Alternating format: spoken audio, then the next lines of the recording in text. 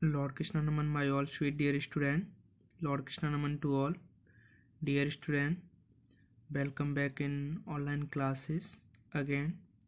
प्यारे विद्यार्थियों, first of all, very thankful to you for you have getting a higher mark in previous exam. आपके exam में बहुत अच्छे मार्क्स आए हैं, उसके लिए आपको ढेर सारी शुभकामनाएं. Thank you. मैं आशा करता हूं कि अब आपका जो नया टर्म स्टार्ट होगा उसमें भी आप पहले की तरह रुचि दिखाएंगे और काफ़ी मेहनत करेंगे. ठीक है स्टूडेंट, इस चैप्टर में हम बात करेंगे transportation in animal and plant की, यानी कि जंतुओं और पौधों में ट्रांसपोरेशन कैसे होगा, परिसंचरण कैसे होगा. यहाँ पर हम जानेंगे सर्कुलेटरी सिस्टम इन ह्यूमंस, यानी कि परिसंचरण तंत्र, मनुष्य में परिसंचरण तंत्र के बारे में. एक्सक्रीशन क्या होता है, मीन्स उत्सर्जन क्या होता है. Transport of substance in plant, यानी कौन से सब्सटेंस जो प्लांट में ट्रांसपोर्ट होते हैं, इसके बारे में जानेंगे. Dear student, the body consist of various organ system. हमारी बॉडी में बहुत सारे ऑर्गन सिस्टम वर्क कर रहे हैं. आप जानते हैं respiratory system, reproductive system, excretory system, endocrine system, exocrine system. ये सारे सिस्टम मिलके हमारी बॉडी को बैलेंस करते हैं और हमारी बॉडी प्रॉपर वर्क कर पाती है. The organ system work in coordination with each other.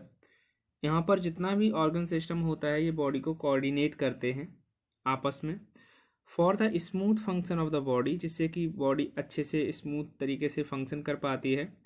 One of the system is the circulatory system. इनमें से एक जो सिस्टम है, एक जो तंत्र है, उसे हम कहते हैं रुधिर परिसंचरण तंत्र, यानी कि सर्कुलेटरी सिस्टम कहते हैं. That comprise of the heart, जो heart, blood and blood vessels के कॉम्बिनेशन से बनती है. दैट्स मीन्स हार्ट, और हार्ट से निकलेंगी ब्लड वेसल्स और उसमें होगा blood. Blood is the circulatory fluid, यानी कि ब्लड जो है परिसंचरण का तरल पदार्थ है. That transport digest food and oxygen to all cell of the body. जो ट्रांसपोर्ट करेगा पचे हुए भोजन को एंड ऑक्सीजन को प्रत्येक सेल में, शरीर के प्रत्येक सेल में ये ट्रांसपोर्ट करेगा. You have learn in the previous chapter that the air, oxygen you breathe in reaches every cell of the body. आप पहले से ही पढ़ चुके हैं पहले के अध्याय में कि एयर किस तरह से ब्रीथ के द्वारा मतलब प्रत्येक सेल में पहुंच जाती है. हमने ये रेस्पिरेशन चैप्टर में अच्छे से समझा था. It is circulatory system that help to transport oxygen as well as food.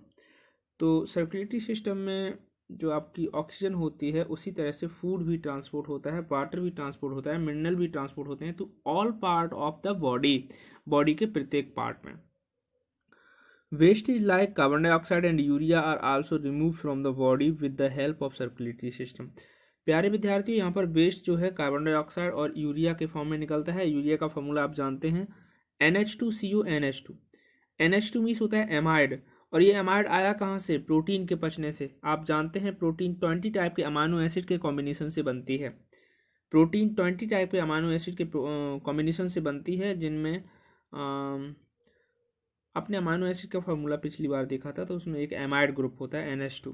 ठीक है, तो वही NH2 और कार्बन डाइऑक्साइड ये आपस में मिलके बना देते हैं यूरिया. ठीक है. इन unicellular organism like amoeba and paramecium, material move by diffusion which is slow process. एक कोश की जीव जैसे कि अमीबा और पैरामीशियम में जो डिफ्यूजन के प्रोसेस के द्वारा मतलब बॉडी से बाहर जो निकलता है, यानी कि एक्सक्रीशन जो होता है वो डिफ्यूजन के द्वारा होता है. और डिफ्यूजन एक स्लो प्रोसेस है, एक धीमी प्रोसेस है. In human beings and animal the circulatory system help in the transport of the material. मनुष्य में, जानवरों में, जंतुओं में द सर्कुलेटरी सिस्टम हेल्प, यानी कि परिसंचरण तंत्र सहायता करता है ट्रांसपोर्ट ऑफ मटेरियल को ट्रांसपोर्ट करने में. In plant conduct tissue help to transport water, minerals and food. पौधों में जो कंडक्टिव टिश्यू होते हैं, जाइलम और फ्लोएम, आप जानते हैं ये ट्रांसपोर्ट करते हैं वाटर को, मिनरल को और फूड को. सर्कुलेटरी सिस्टम इन ह्यूमन एक लीनियर डायग्राम के बाद द्वारा समझिए। The circulatory system in human consist of the heart, blood and blood vessels.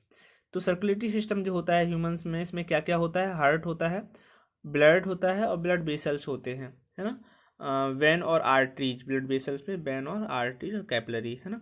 तो यहाँ पे देखो हार्ट होगा, ब्लड होगा, ब्लड वेसल्स होगा। Blood vessels are mostly 3 types. Arteries यानी कि जो गहराई पर होंगी, वेंस जो बाहर की तरफ ग्रीन ग्रीन दिखाई देती हैं, कैपिलरी ये बहुत ज़्यादा महीन नलिकाएं होती हैं, बहुत ज़्यादा पतली नलिकाएं होती हैं।